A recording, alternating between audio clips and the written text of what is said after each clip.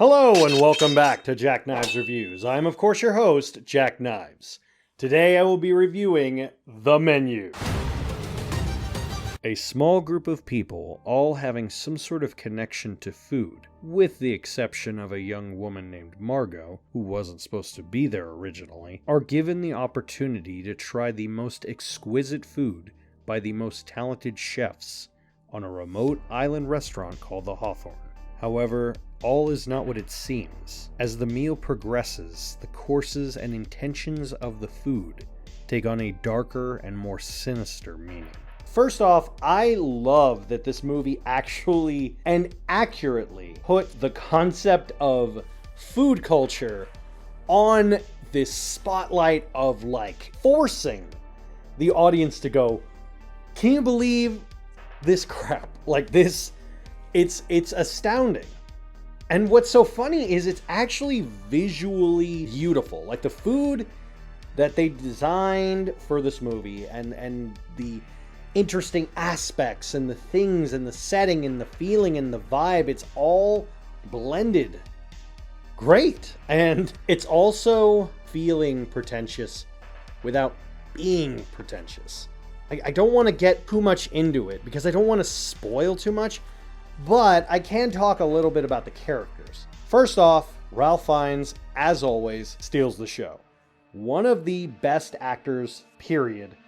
And this is a great movie with him. Anya Taylor-Joy plays a perfect straight man to the crazy that is currently going on at this restaurant, the Hawthorne. You could tell she's very much a fish out of water. Like, she really should not be there. It also kind of makes it so the danger is added because she's not supposed to be there. The rest of the characters, as far as the restaurant patrons, it's almost like who's worse. It's like playing a game of who is worse than who. It goes from, oh, well, that's a little irritating, to what a piece of crap, you know? And I'm like, okay, yeah, I hope they all get their comeuppance. And it goes in a way multiple times that you do and don't expect.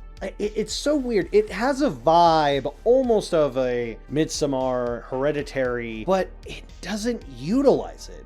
It kind of swerves it, and not in a negative way, in a way of oh, okay, I thought it was going here, but this was going on. It's like, oh, okay.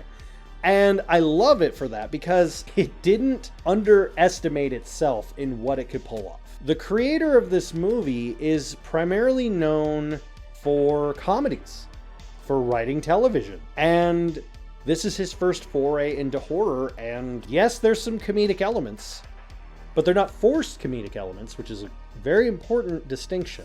But I could see this person making more horror films. I really could. With the right casting, the right direction, I could see him putting more psychological horror films out there and not doing it in a way that many people would expect.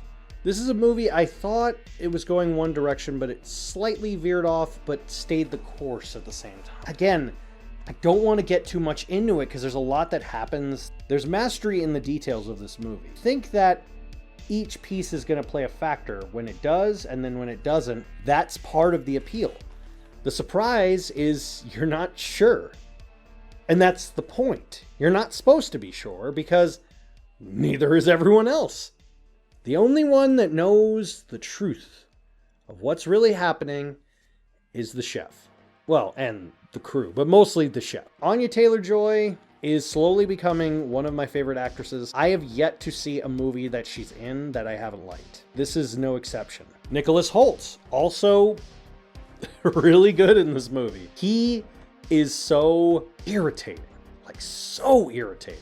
And he gets his comeuppance, and it makes me so happy. It's very interesting that this movie didn't overplay its hand. It didn't overstay its welcome. Just like a good meal, it stayed just right. But also made you want to try it again. I give The Menu 4.5 out of 5. Have you seen The Menu? Let me know in the comments down below. As always, I'll see you next time.